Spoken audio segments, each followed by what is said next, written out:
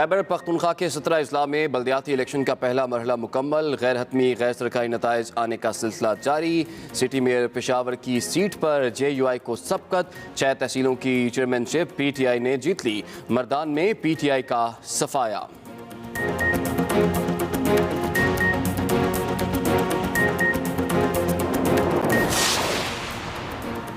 چارسدہ ثوابی محمد ٹانک میں JUI کو سبقت، پبی اور جہانگیرہ میں ANP آگے، خیبر اور بنو میں PTI کو برتری حاصل۔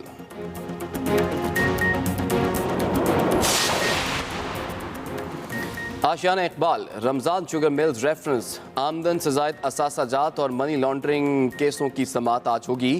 اپوزیشن لیڈر شہباز شریف احتساب عدالت پہنچ گئے۔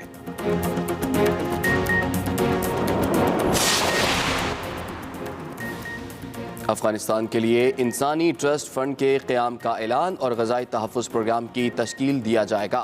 OIC وزرائے خارجہ کانفرنس کا مشترکہ اعلامیہ جاری، مالیاتی اور بینکنگ چینلز کھولے جائیں گے، نمائندہ خصوصی کا تقرر بھی کیا جائے گا۔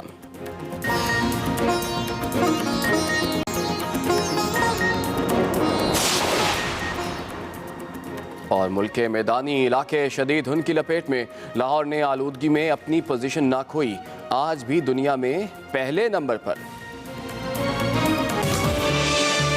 Welcome back to expresso programme کے دوسرے حصے میں آپ کا خیر مقدم ہے، اس امید کے ساتھ کہ آپ ہمارے ساتھ موجود ہیں اور آپ کو اچھا بھی لگ رہا ہے۔ اس وقت ہم آپ کو دکھاتے ہیں نکلے تیری تلاش میں، اور آج تھوڑا طویل سلسلہ ہے اور ذرا زیادہ ڈیٹیل پہ لاہور سے یارکند پہ بات ہو رہی ہے دی لیجنڈ مستنصر حسین تارڑ سے۔ سو دیکھتے ہیں نکلے تیری تلاش۔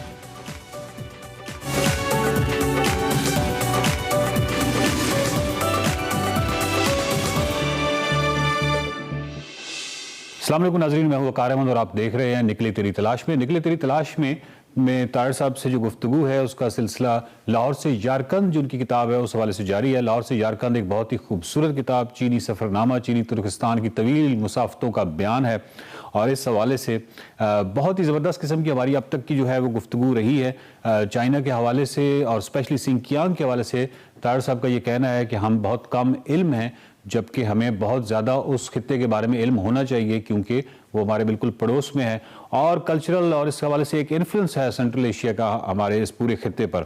تو اس حوالے سے گفتگو جو ہے اس کا سلسلہ جاری رکھتے ہیں۔ کاشغر میں طاہر صاحب سنڈے مارکیٹ، اور سنڈے مارکیٹ جو ہے اس کی ایک عجب شہرت تھی، پرانے جو ٹورسٹ گائیڈ ہوا کرتی تھی جو بہت ہی فیمس تھی، ان میں سنڈے مارکیٹ کا جو ذکر ہے وہ اس حوالے سے آیا کرتا تھا کہ جب بھی کاشغر جائیں تو جو کیمرے کی ریل اس وقت ہوتی تھی تو وہ 3-4 فالتو لے کے جائیں، کیونکہ سنڈے مارکیٹ جو ہے جب آپ وہاں پہ جائیں گے تو آپ کی جو فوٹوگرافی ہے اس میں جو آپ کی جو بھی آپ ریلیں لے کے گئے ہیں وہ وہاں پہ کنزیوم ہو جائیں گی، وہاں ہی ختم ہو جائیں گی۔ سنڈے مارکیٹ کی ایک بڑی سگنیفیکنس تھی۔ تو اب جب آپ کاشغر گئے ہیں تو آپ نے وہ سنڈے مارکیٹ دیکھی ہے، اور وہ کیا واقعی مطلب اتنی ہی خوبصورت ہے، اتنی زبردست ہے جتنا اس کے بارے میں کہا جاتا ہے؟ اچھا، میں نے بھی بہت پڑھا تھا کاشغر کے بارے میں، جتنے بھی مطلب کہ تصویری کتابچے تھے ان میں سنڈے مارکیٹ، آدھی سنڈے مارکیٹ بھری ہوئی ہے۔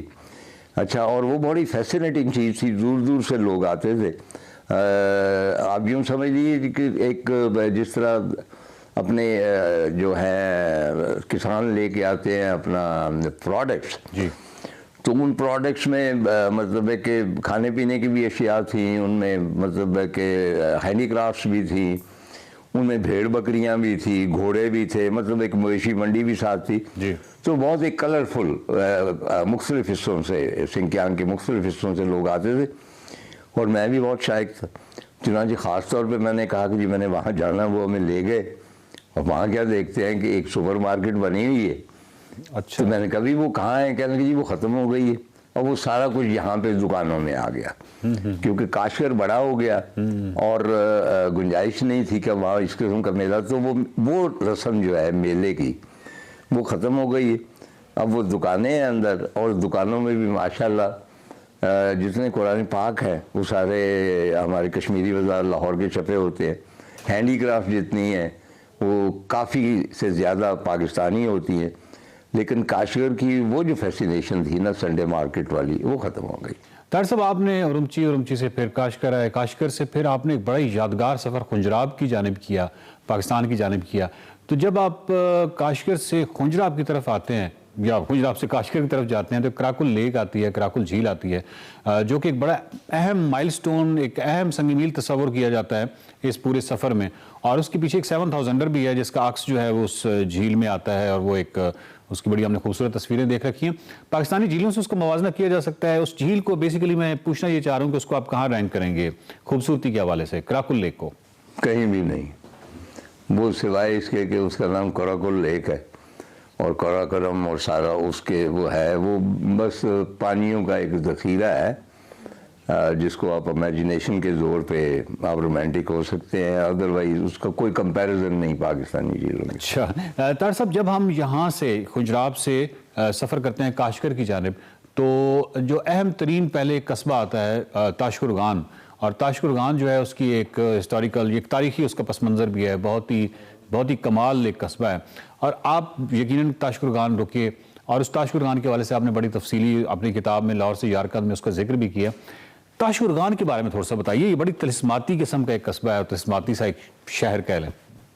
تاشقرغان کا میں نے نام سن رکھا تھا, لیکن میں خواب بھی نہیں دیکھ سکتا تھا کہ وہ اتنا فیسینیٹنگ سٹی.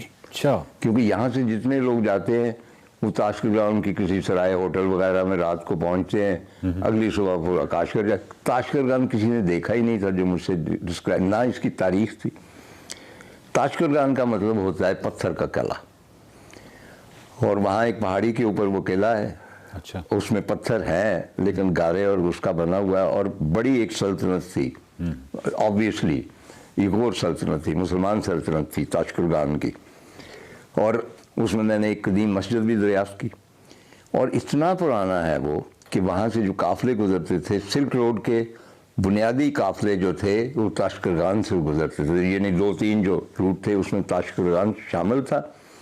اور اس کا ایک بہت بڑا پروف, میں خاص طور پہ وہاں پہ گیا ہوں, اور وہاں پہ ایک آتش کدے کے آثار ہیں. یعنی ان زمانوں میں جب ایران میں آتش پرست تھے, یہ ان زمانوں کی یادگار ہے. یعنی وہ بھی یہاں سے گزرتے تھے تو انہوں نے اپنے لیے, اور ڈیفینیٹلی وہاں پہ سیٹل بھی ہوئے ہیں.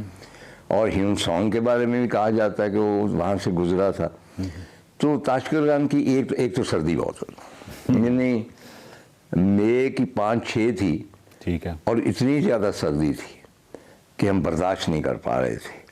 اور ہیٹنگ ہوٹل کی اس لیے بند تھی کہ آفیشلی طور پہ 1 مئی کو گرمیاں شروع ہو جاتی ہیں, لیکن ہماری گرمیاں نہیں شروع ہوئیں 6 مئی کو, تو ہم تو برا حال تھا. خیر وہ ایک علیحدہ داستان ہے. لیکن ہوٹل میں داخل ہوئے ایک ہی تھا, اس کا نام بھی مطلب پتھر کا ہوٹل ٹائپ تھا, کیونکہ تاشقرغان پتھر کے, وہاں پتھر کا یہ ہے ریفرنس ہر جگہ.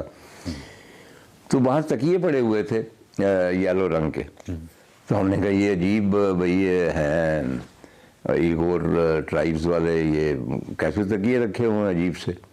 تو میں نے اسے پوچھا گائیڈ سے, میں نے کہا یہ تکیے عجیب سے ہیں, اس کے ربڑ کے بنے. کہنے لگے سر یہ تکیے نہیں ہے, یہ رات کے لیے آپ کی آکسیجن سپلائی ہے. اگر آپ کا سانس کم ہو جاتا ہے تو آپ یہ جو نلکی لگا کے اس کے ذریعے آپ سانس لے سکتے ہیں. اور پھر مجھے فوراً یاد آیا کہ اس کی ہائٹ جو ہے وہ میرا خیال ہے آلموسٹ 10-12,000 تاشقرغان کی. جس طرح آپ لداخ وغیرہ جاتے ہیں تو وہاں بھی سنا ہے کہ ہوٹلوں میں آکسیجن سپلائی کی جاتی ہے, تو شارٹ آف آکسیجن. دوسری جو موسٹ امپریسو چیز ہے تاشقرغان, وہ اس کے گرد پھیلی ہوئی چراگاہیں گرین, اور برف پوش پہاڑ ہیں, اور ان میں یورت ہے, اور وہ ایک عجیب خوابناک منظر ہے. اور میں سمجھتا ہوں کہ اس کو زیادہ پروجیکٹ نہیں کیا گیا.